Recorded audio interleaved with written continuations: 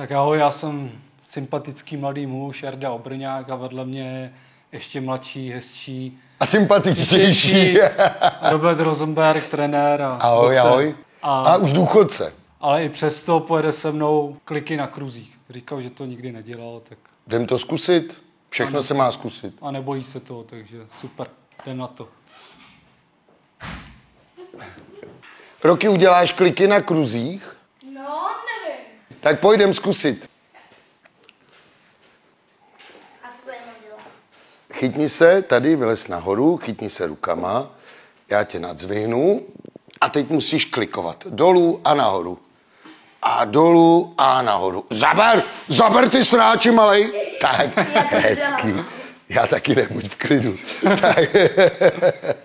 Jdem to zkusit? No, když tak si to... No. Dobrý. Létající česmír. Ty vole, no. Je to makačka, jak se to klepe. Ne, to zkusím asi.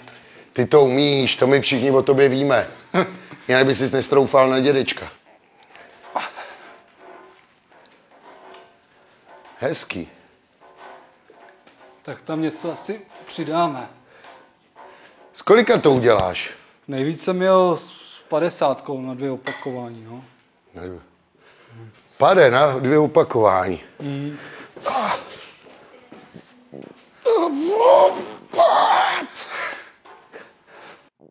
Bomba.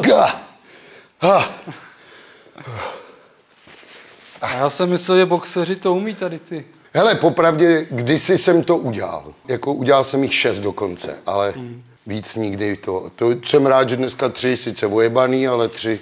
Kolik lidí už to u tebe zkoušelo? Ty jsi druhej, no. A kdo byl první? No Filip. Filip Grznár. A ten udělal kolik? 2-1. A na to není totiž prdel, chci s tím pomoct. No, dobrý. Jsem rád, já nerad se hejbu. To bych do tebe neřekl. Hezky.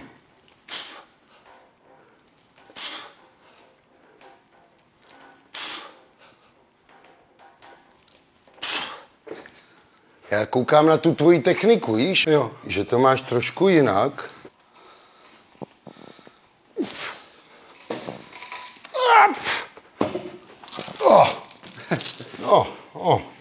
Tak zas tak silný nejsem. Co jdeme dál, šéfe? Tak půjdem plank. Naposled Nějaký jsem dal větší. těch 70, tak jsem zjedli teď. Tak já začnu. Chci si hned 50, nebo se nějak... Hele, když umřel, tak umřel. Jo. Půjdeme hned rovnou 50 kilo, Roky? Jo, dáme to. Tak až budeš připravený. Můžem. Tak jo. Jdi? Jo. Dobroš? Jo. Bomba, jedeš. Počítáš mu to? Počítej.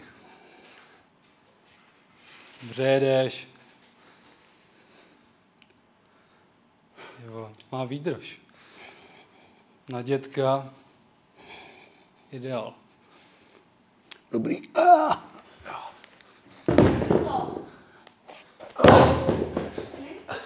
Kolikže vážíš, Roky? 30 kilo? Tak pak dáme, že si na to ještě stoupneš. Tak jdu na to.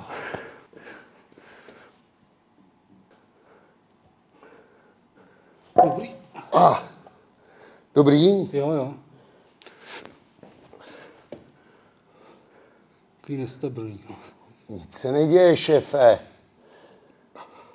Ten mám aspoň hezčí. Je jedno, co vydržíte, důležité, jak u toho vypadáte. Dobrý. Tak jsem se zhoršil trochu. Pojď, ještě mi to nadáš jedno a ty si na mě stoupneš. Ono to je takový, to klouže, no. Jo. Ten, abys to nespad. Tak spadne, ježíšmarja, tady je měkká podlaha, viď? To znamená, že to je skoro stejně jako vážím. To bude prdel. Tak plank máš dobrý, no. Tak jdem. Dobrý? Aha. Tak pojď.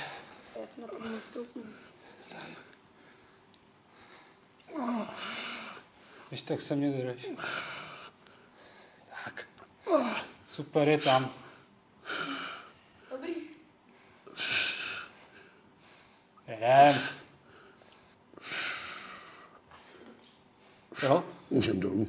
Tak pojď. Opla! Skoč. Musíme rychle osvobodit. Dobrý. Zas tak hrozný to není. Tak. Fuj. Ty důlky. Tak dáme při té předklonu. Ty mě chceš zabít. Takže příští rok se mnou běžíš maraton? Jo, klidně. To, co běžel Zátopek 3krát za jednu olympiádu. Ten vlastně vyhrál 5 kilometrů. 5, 10 a maraton, no. No, a to se nikomu do dneška... Nepodařilo. No. A už se to nikomu ani nepodaří. Tak jdu na to. Jdem na to.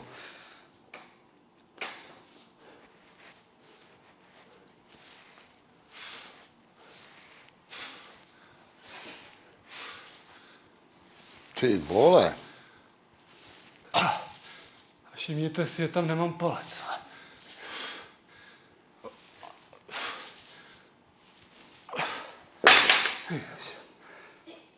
Asi 24 nebo tak nějak. 23. Dobře. Neboj, bávej. A je rozdíl, jestli tam dáš takhle palce, nebo když je dáš přes. No. No. Pojď.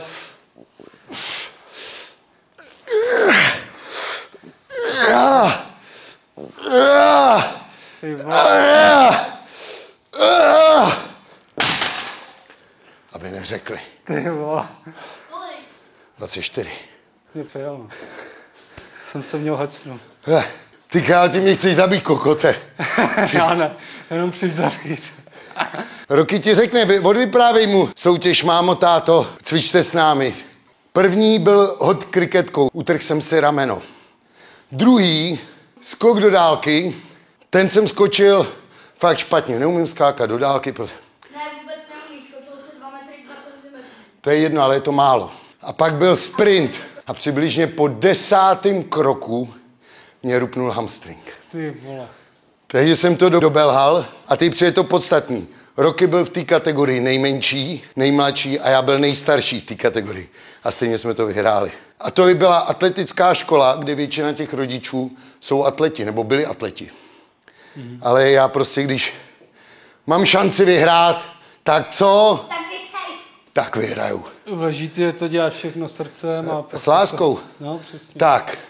Teď dáme na hrazdě na břicho, nohy nahoru. Tyhle, to jsem dělal včera, mě chceš utavit to břicho. Dělal jsem to včera. A ještě k tomu na kruhách. To je hodně těžký. Jo, já jdu na to.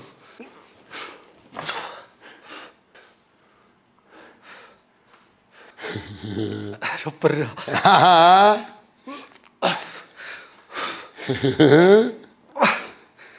Kurňa. Tak už jsem vyhrál. Já mám 3 svědky, že jsem jich včera udělal 15 za sebou. Do prči. Kolik jsem dělal já? 9, ne? Nebo kolik jich bylo? Ty to nepočítáš. Trenére, 4. Jel jsem to zrovna včera.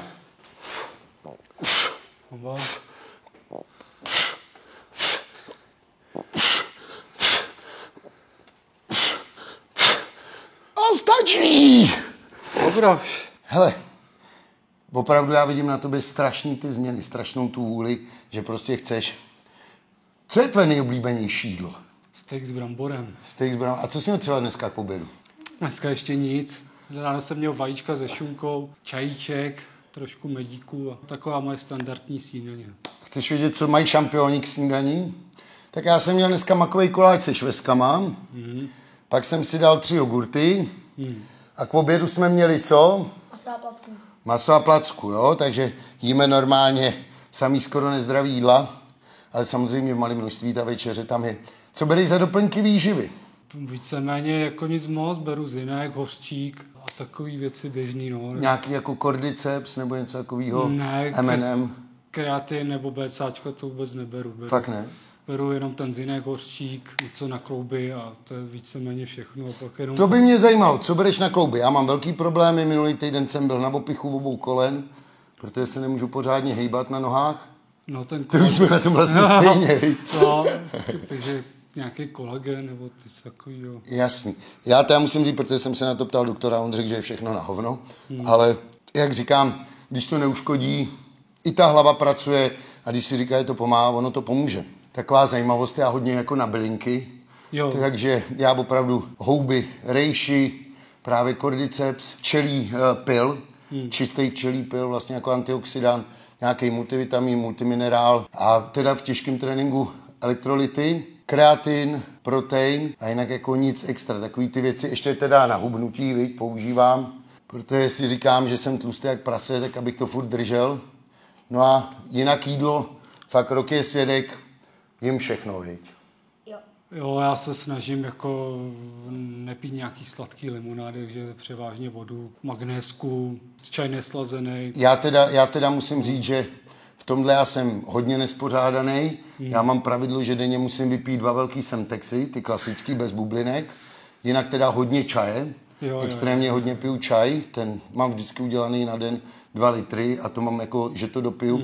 No a když mám ještě žízeň, třeba po tréninku, tak normálně běžně si dám čistou vodu. No. Mám filtry, takže jenom čistou vodu. No a kolik denně naběháš? Nebo? Tak teď jsem ti před chvíli říkal, že mám injekce v kolenou.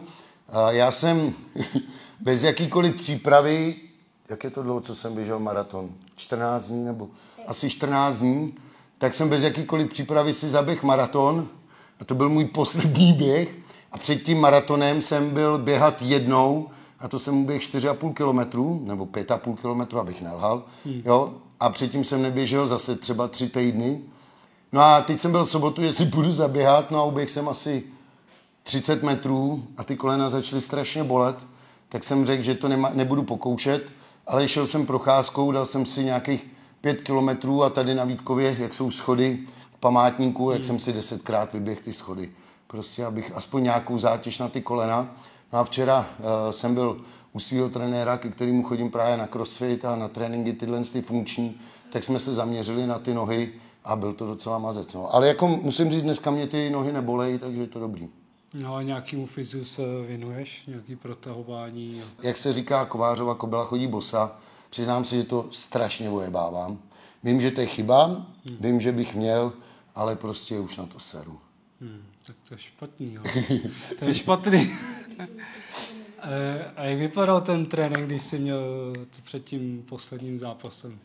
Hele, tak ten poslední zápas, myslíš ten v MMA? Ano. Ten byl pro mě hodně těžký, protože vlastně já jsem měl 2 měsíce nebo 2,5 měsíce na to připravit se na práci na zemi. Takže opravdu jsme jeli přibližně 12 až 13 tréninků do týdne. A já jsem tomu fakt dal všechno, i když jsme věděli, že prostě pokud nás dostane na tu zem, bude to strašně těžký. Ale kluci z Mladý Boleslavy se mě dobře ujali a Jirka Čeby vlastně z Říčan a jeli se mnou neskutečně. Jako fakt musím říct, drillovali jsme, pomáhali mě, psychicky mě strašně pomohli. Já jsem sice ten zápas prohrál, ale dokonce jsem se tam chvilku dostal do toho, že jsem ho i škrtil a dokonce jsem se mu jednou z té jeho kravaty dostal, což jsem si vůbec neuměl představit, protože já jsem dělal nějaký věci na zemi, ale v sebeobraně, to znamená pro mě ideální bouchnout do ohrysku, dloubnout do očí, jo, prostě když už ho mám někde u sebe a jsme na té zemi, tak prostě hledat ty místa, do kterých to bolí, jo, samozřejmě chytit za koule nebo tak. Takže pro mě tohle to byl velký jako zmar, že vlastně tyhle věci udělat nemůžu. Dal jsem mu tam pár loktů do hlavy, což se může, a dal jsem mu jako i pár ran, ale tam opravdu není tak velký prostor, aby to tomu člověku ublížilo. To spíš jenom, že ho to může rozhodit nebo tak, ale ten můj soupeř 12krát mistr Slovenska v řecko-římském zápase měl za sebou, teď nevím, jestli 14 nebo 16 zápasů v MMA. Já jsem šel do prvního zápasu, jo, takže... A to je další věc, máš pravdu. Ještě dělal trenéra, takže s tím MMA jako hodně pracoval. Ale já jsem si to strašně užil, bylo to náročný, právě mi tam odešly obě 2 kolena v té přípravě, ještě jsem si tam natrhnul právě zpátky hamstring, který asi jsem blbě doléčil, ale já jsem si to užil. A o tom to je, spousta lidí prohraje z toho nešťastných a já říkám, hele, já fakt nejsem nešťastný z toho, že jsem prohrál. Byl prostě lepší, bez toho je bez komentář, ale já jsem si to užil a bylo to skvělý. No, šlo ti o to, aby si posunul nějak ty svoje hranice, než jako Hele, čistý vítězství. Ani to nebylo o tom posunout ty hranice, spíš si vyzkoušet zase něco nového. Já mám prostě, to bylo stejný s tím maratonem, jo? 14 dní před tím maratonem přišel za mnou klučina a říká, hele, mám volný lístek na maraton, nechceš běžet? A já jsem z prdele říkal, tak jo. A tím to pro mě haslo, jako říkal jsem si, dobrý. No a on druhý den přišel a říká, hele, tak já ti teda udělám nějaký rozpis, co bys měl natrénovat, jak bys se měl připravit. A říkám, počkej, ty to myslíš vážně? A on říká, jo, já už jsem tě přihlásil. Takže už jsem věděl, že musím, jelikož jsem věděl, že už nic nenabíhám, nic nenatrénuju, tak jsem říkal, dobrý, nebudu to pokoušet, protože ty kolena mě fakt bolely, tříslo mě bolelo. Říkám, dobrý, poběžíme, když to nepůjde, nepůjde. Když to půjde, půjde. Pak jsme vyběhli, já jsem se toho svého kamaráda ze začátku snažil nějak držet, protože jsme byli domluvení, že zkusíme zaběhnout půlku toho maratonu po 2 hodiny a nám se to teda povedlo, protože jsme to zaběhli za 1:57, jo, což fakt pro mě byl velký úspěch na to, že jsem v životě ani 21,5 kilometrů neuběh. Tak jednou, ano, máš pravdu, jednou jsem to uběh asi před 15 lety. Ale jinak jsem to neuběhl, tak jsem byl překvapený. No a pak už jsme si říkali, hele, pojďme, jdem se tím bavit a ta druhá půlka byla teda strašná. Ale zase přesně, když jsem doběhl do toho cíle, já jsem fakt čekal, jako, že se sesypu, že se rozložím, že to... A to tam nepřišlo. Tak jsem říkal, mohl jsem běžet trošku rychlejc, ale ono na kdyby se nehraje. Možná, kdyby běželo trošku rychlejc, tak se sesypu někde. Prostě tak to bylo, ale ještě si to někdy dám. Pokud mě to fakt to zdraví dovolí, tak si říkám, v 50 si zaběhnu pro prdel maraton, je docela sranda. Jestli jsem to pochopil dobře, tak jsi otevřený všemu, půjdeš do všeho. Neříkám do všeho, ale všechno, co pro mě bude mít nějaký jako význam, nějakou výzvu, kterou prostě chci udělat. No. Už si dostal nabídky třeba z Clashe, nebo... Hele, Clash má vůči mě nějaký výhrady, vůbec nevím, co mě, to je celkem jedno. Já to řeknu tak, jak to je, marketingově to udělali fantasticky, některý zápasy stojí úplně za píču, některý zápasy jsou výborný. Já prostě říkám, kluci to udělali skvěle, našli díru na trhu a to si myslím, že je fantastický. Bohužel zase říkám, odválo to lidi od serióznějších zápasů, od serióznějších věcí, takže neumí třeba boxéři si neumí udělat marketing, neumí si to zpropagovat, neumí s tím pracovat a je to trošku i o té právě boxerské ješitnosti, že s tím neumí pracovat, neumí vlastně si poradit. Z mýho hlediska to MMA to válcuje i díky tomu marketingu, i když některé ty stand-upy nebo jakoby to face-off, tak prostě pro mě jsou přitažený za vlasy, nevím, co si tam ty lidi musí dokazovat. Úcta, pokora byla vždycky mezi největšíma bojovníkama to nejvíc, co je. Proto třeba mně se líbí strašně Jirka Procházka. Ať vyhraje nebo prohraje, je pokornej, je slušnej, má nějaký uznání k tomu, co se dělo, co ten jeho soupeř říkal. A to je asi styl, který se mně líbí. Před nikým se nepovyšuj, před nikým se neponižuj. Super. Když odbočím, jaký máš názor na TRTčko? Co to je TRT? Testosteronová terapie. Já to řeknu takhle. Myslím si, že třeba do těch 45 u těch lidí to je úplně zbytečná věc, že vůbec to je. Já sám jsem teď byl na vyšetření, řekli mi, že klidně, jestli chci, mám používat testosteronovou mast, jo, žádný injekční věci a tak. Takže jsem zkusil tu testosteronovou mast, ale to vstřebávání tou kůži je tak strašně malý, že spíš to je fakt jenom na to dorovnání té hladiny. Vlastně se to nedá ani použít jako doping, protože vlastně to nepřekročí ty dopingové hranice, což je velká výhoda. Ale můj osobní názor je, pro lidi, kteří vrcholově nesportujou, tak je to úplně zbytečný. Já jsem odpůrce jakýhokoliv dopingu, já jsem odpůrce vlastně veškerých těchto zakázaných látek, je to zbytečný. Teď mě napadá otázka z době 50 let, jestli se nemýlím. Jak to máš upřímně s erekcí? Je to změna, když to jsi měl ve 20, ve 30 a teď? To se měl zeptat mý přítelkyně, ne mě, ale já si myslím, že tam je to všechno mnohem lepší. Jako, hlavně teď mám tu čistější hlavu, nedělám to, že musím, ale že chci a já si nestěžuju. A ona asi taky ne. Je o 20 let mladší, takže asi spokojená. Teď jsou oblíbený 90, hodně se to řeší a mě by zajímalo, znal jsi Ivana Jonáka, navštívil si tam několikrát ten Discoland, jak to tam vypadalo? Nikdy jsem nebyl s Ivanem Jonákem žádný velký kamarád, ale vlastně DJ Uva je můj velmi dobrý kamarád a když Jonáka pustili z vězení, tak pořádal večeři pro jeho rodinu a pozval Úvu a já jsem se svojí bývalou manželkou, vlastně s maminkou Rockyho, tak jsme tam byli taky pozvaní, takže jsem tam byl na té večeři, takže jsem se s ním poznal osobně a já budu upřímnej, ten člověk žil naplno, ten člověk si užíval život a v tomhle já ho obdivuju. Byl to frajer, ale bohužel asi moc vystrkoval růžky, spousta lidem začal vadit. Na to doplatil, na tu svoji, přesně že se tak, ukazoval. No. Přesně tak, myslím si, že to byl jako ten krok do toho pekla, jo? Že tam vlastně to začalo. Co se týče toho, jestli nechal nebo nenechal zavraždit tu manželku, na té večeři byla vlastně jeho dcera a přiznám se, my jsme tam tohle téma vlastně vůbec nerozebírali, vůbec se k tomu nikdo nevracel, ale na druhou stranu si říkám, kdyby ona byla úplně přesvědčená, tak pochybuji, dobu, že by šla jako za tím svým tátou na tu večeři. No, jasně, no. Takže já si myslím, že těch neschod, který tam byly nebo nebyly, tam bylo daleko víc. Ale jak říkám, možná on si za to mohl trošku sám, že prostě byl moc vidět a chtěli ho uklidit. No. A máš nějakou zábavnou historku z toho Discolandu? Nějakou... Hele, já jsem tam byl asi jednou nebo dvakrát, když to bylo jako otevřený jako Discoland. Ani jednou jsem se tam tenkrát s Jonákem nepotkal, protože jsem tam vždycky vyběhnul pryč. Potom, když byl zavřený, tak v tom Discolandu probíhaly nějaký party, tak jsem tam taky byl znova na té party, ale jako, že bych vyloženě nějaká s ním historka, to asi ne. No. To spíš mám teda zajímavější historku s orlickýma vrahama. No, můžeš. Protože v té době já jsem chodil do Podolí cvičit. Chodili jsme tam vlastně každý den, dá se říct, protože já vždycky trénoval každý den. Mě to bavilo. A proběhly tyhle ty orlické vraždy a tak dále. A já do dneška nekoukám na televizi, neměl jsem televizi, vůbec jsem to nesledoval, občas jsem si přečet noviny. A až po mnoha letech, když už to, tak kamarád říká, tyjo, to bylo dobrý, když jsme chodili do Podolí cvičit, a říkám, tyjo, to byly nejlepší časy, protože tam jsme si zacvičili, pak jsme si mohli jít zaplavat. A on říká, tyjo, víte, jak jsme cvičili s těma klukama z orlických vražd, tak mě úplně spadla čelist, protože prostě ke mně se tam nikdo jako nějak zle nechoval. Takže zase, když se mě na ně zeptáš, já nemůžu říct nic špatného, já dokonce ani popravdě nevím, který to byli.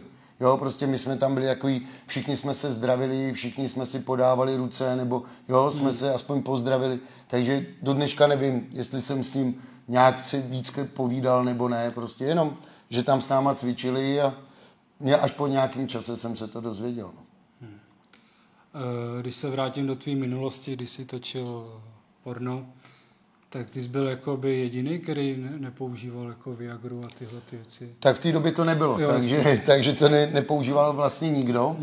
Jo, to bylo vlastně v úplných plenkách a já jsem vlastně končil v roce 2008, jsem byl vzatý na vazbu, jestli se nepletu. Jo, takže do té doby to bylo hodně těžké to vůbec sehnat i v zahraničí. Já si myslím, že Viagra sem přišla někdy v roce 2004 nebo něco takového. Jo, takže ještě v té době potom byl takový hlad, nedalo se to skoro sehnat a já jsem to nikdy ani nevyzkoušel. Mně to přišlo do té práce zbytečný. No a jak jsi tam řešil, když jemu se tam nepostavil, to se stoplo? Nebo to se stoplo, ale vesměs přesně se vybírali kluci, kteří věděli, že to v té hlavě uhrajou a udělají to. No a nebo to bylo tak, že tam byl někde náhradník. No. Jasný. No já jsem se doslechl, že jsi měl nabídku i 1 000 000 za scénku. Jo, bylo to tady, už ne. Už jsem řekl, mám velký děti, moje děti samozřejmě, ten starší už to ví perfektně, co jsem dělal, ten mladší se to brzo dozví a budou to s ním samozřejmě lidi řešit a já si myslím, že on je docela chytrý, takže on to zvládne, viď? Jo. A myslím si, že my před ním nemáme žádný tajemství, bavíme se jak s manželkou, tak vlastně s novou přítelkyní o všem a myslím si, že fakt je sám dost vyspělej. Takže teď už to bude spíš na něm, ale samozřejmě, když by ho někdo kvůli tomu měl nějak šikanovat nebo podrážet, tak zase na toho člověka si došlápnu já. A můžeš nějak říct důvod nebo přiblížit, proč to odmítl tu scénku? Ale fakt už jsem nechtěl, kvůli dětem, kvůli tomu, že trénu děti tady, pracuji s autistama, pracuji s lidma na vozejku, nemám vlastně tu potřebu a zjistil jsem, že mi musí práce bavit. A teď jsem měl zrovna fázi, kdy mě fakt ta práce nebavila a zjistil jsem, že musím udělat okolo sebe trošku zase čístku, co se bude dít, co se nebude dít. Stalo se, nikoho nezajímá, co zrovna prožívá ten trenér, všichni si myslí, že ten trenér musí být furt usměvavý, furt se bavit, ale oni nechápou, že... Takže to je rok 2016, kdy jsem si vlastně dodělával fakultu tělovýchovy a sportu a v té době už vlastně jsem dělal třeba trenéra 8 let. Jo, už vlastně od toho roku 2011, kdy jsem přestal, tak už v té době jsem vlastně část života věnoval těm tréninkům. Už dávno předtím jsem vlastně dělal pomocného trenéra, snažil jsem se koukat, jak ty trenéři pracují. No a takže je období, kdy mě to nebaví nebo baví. A tohle je jinak teda ještě taková zajímavost, když už mě dones ty skripta, tak vlastně já jsem závěreční zkoušky dělal, když se Roky narodil. Vlastně moje manželka celou noc se rodila, byla na odpočívárně někdy 5:30, jsem sednul do auta, jel jsem udělat zkoušky a bylo to vtipný, protože bylo zajímavé, jak ta hlava pracuje. Já jsem vlastně odjížděl od něj a byl jsem úplně plný endorfínu, byl jsem prostě nadšený, těšil jsem se, všechno pracovalo. A normálně jsem jel do té školy a v duchu jsem si říkal, hele, je vlastně úplně uprdele, jestli ty zkoušky udělám nebo neudělám. Tak jsem dostal ty papíry, zase mám na to pár svědků, odevzdával jsem vlastně tu zkoušku jako první. Hned jsem sednul do auta, vracel jsem se za manželkou a musím říct, že teda na katedře byli výborní, protože já ještě než jsem dojel vlastně k manželce, tak už jsem měl test opravený a vlastně už mi hlásili, že jsem to udělal, tak jsem měl velkou radost. No a takhle to asi se mnou vždycky, jako já jsem takový trošku dítě štěstěný a já prostě dělám věci, co mě baví. A když mě něco přestane bavit, tak to nedělám. Tak to je super. Do dneška ti předhazuje někdo tu tvoji minulost, nebo tě spíš lidi vidí jako už trenéra a boxera? Hele, to samozřejmě to mě už budou předhazovat až do smrti, já už jsem si na to zvyknul. Spíš je to legrace, protože spousta lidí nedává to, že jsem otevřený o všem, co jsem v životě dělal, jak jsem fungoval. A je hodně těžký třeba sehnat pro tuhle tělocvičnu nějaký sponzory, jo, nebo tak. A hodně lidí je hloupých, jo, že nechápou, že třeba když mě vidí v restauraci, tak je to asi proto, buď že mě někdo pozval, nebo že to jsou třeba moji sponzoři, nebo že prostě řeknou, hele Roberte, pojď, stav se na jídlo, takže prostě jedu. A česká nátura je jenom závis. To je prostě tak, to není vtipný, protože jsem měl nějaký nález v břiše, tak jsem musel na magnetickou rezonanci, ty vole, a projížděli mě celýho a nějaká frérka, ty vole, mi tam napsala, že kdybych to nebyl já, takže mě vůbec nebudou takhle celýho skenovat a tyve, víš, vůbec jí nezajímalo třeba, co mám za problém. A přesně to řekl správně. Prostě česká nátura je fakt velký průser. Takže bys radši, že třeba individuální možnost. Já mám Čechy rád. Asi jsem línej už se učit řeči, už mě to nebaví. A já vždycky říkám, všude je chleba o dvou kurkách. Jo, já vím, že v tuhle chvíli tady už znám nějaký lidi, znám nějaký kličky, ten život už mám jako snadnější. Když mám jakýkoliv problém, mám tady spoustu kamarádů, už přece jenom je 50, už každý se nikam dostal, nějak to funguje, takže já už bych určitě nikam jinam nešel. Ale taky říkám, málo se tady smějeme, málo se umíme bavit, prostě málo si to užíváme. Tak když teď odbočím, jak vypadá silový trénink boxera, nějak ve zkratce? Hele, silový trénink boxera, mimo bench pressu, vlastně skoro všechny ty základní cviky, dřep, mrtvola, přítahy, hrazda většinou na úchop, nad matem, jo, nic pod matem. To jsou asi takový ty nejčastější věci, které se používají, ale zase do toho se zařazují výbušná síla, hodně věcí právě tamhle, když vidíš ten kloub, tak na tom kloubu, hodně věcí, expandery, jo, vlastně násobí se to, dělají se ty super série, třeba na jednu partii ve 2 různých variantách a prostě hodně balóny, vidíš, že tady je hodně těch balónů, hodně se házejí balóny vozej, přehozy a zase na tohle třeba já mám skvělýho trenéra právě Ondru Kredbu, s tím se snažíme jako hledat, on má pod sebou spoustu známých lidí, ať je to Tolia, Hunaniana, tyhle. Snažíme se hledat ty cesty, co za nejkratší dobu vlastně co nejlepší výkon. Já moc boxu teda nerozumím, ale... Já taky ne. Ale dočetl jsem se, nebo jsem se doslech, že když má boxer velký biceps, takže ho to zpomaluje, je to pravda? Přesně tak. Proto vesměs boxéři mají jakoby delší ty svalový vlákna, nemají vyložený takový ty boule a vesměs nepotřebují velký bicepsy. Tam spíš u toho boxera je lepší zadní rameno triceps. Jo, to jsou asi 2 svaly, které pro toho boxera jsou jedny z nejdůležitějších. Kolik lidí si odtrénoval do teďka, jaký máš úspěchy? Jako těch žáků. Těch lidí bylo hodně. Měl jsem období, kdy jsem opravdu chtěl všem ostatním trenérům ukázat, že i v takhle malý tělocvičně se dá vychovat mistr republiky, tak ten rok jsem vychoval 3 mistry republiky a 2 vícemistry republiky v jednom roce. Jinak, jestli se nepletu, mám 5 mistrů republiky za sebou a myslím si, že 5 vícemistrů republiky, že mám. Letos jsme se třeba vůbec neúčastnili. Mě trošku ta závodní mentalita těch lidí přestala bavit, protože oni by chtěli furt všichni všechno dávat a aby každý se pro ně rozdal, ale nic nechtějí vracet. A pak je další velký průser. Když se jim daří, tak ani neřeknou tvé díky trenére, je to super, mám tě. Ale když se jim nedaří, jak první co řeknou, je blbej trenér, musíme vyměnit trenéra. Jo, přitom I ty neúspěchy patří k tomu, že jo. A je to právě zrovna u mě, Já jsem v tomhle tom takový línej člověk, takže já jsem vlastně za celý svůj život nevyměnil žádnýho trenéra. Nešel jsem od jednoho k druhému. Třeba jsem šel někam na hostování, jakože jsem trénoval chvilku někde jinde, ale zase jsem se vrátil. Nikdy s nikým jsem se nerozešel jako ve zlým. Naopak, byl jsem rád, že jsem se mohl vracet. Ten trenér přece jenom tě za tu dobu zná tě v tvých dobrých chvílích, zná tě v tvých špatných chvílích, zná tě, když jsi unavený, zná tě, když jsi odpočatý. A ten trenér to musí cítit. A to je vlastně to největší umění trenéra. Proto vždycky se směju, když někdo řekne, že po 2 měsících ho to ten trenér naučil tak, že začal vyhrát zápasy. Je to hloupost. Jo? Než se ten trenér s tím svěřencem jakoby zblíží, než vlastně vůbec pochytí ty věci, tak je to normálně daný, že to trvá 5 až 6 měsíců, než vůbec začne. Takže všechno, co je do půl roku, tak je vlastně furt práce toho předešlého trenéra. Jo, takže může si o tom říkat, kdo chce, co chce. Samozřejmě ta výměna toho trenéra naleje novou sílu do žil, novou krev a má to nějaký vliv, protože samozřejmě psychicky se ten člověk třeba cítí líp nebo tak, jo, což u toho starého trenéra nemusí tak cítit, ale je to právě přesně o tom, vesměs to je o té komunikaci mezi tím trenérem a tím svěřencem.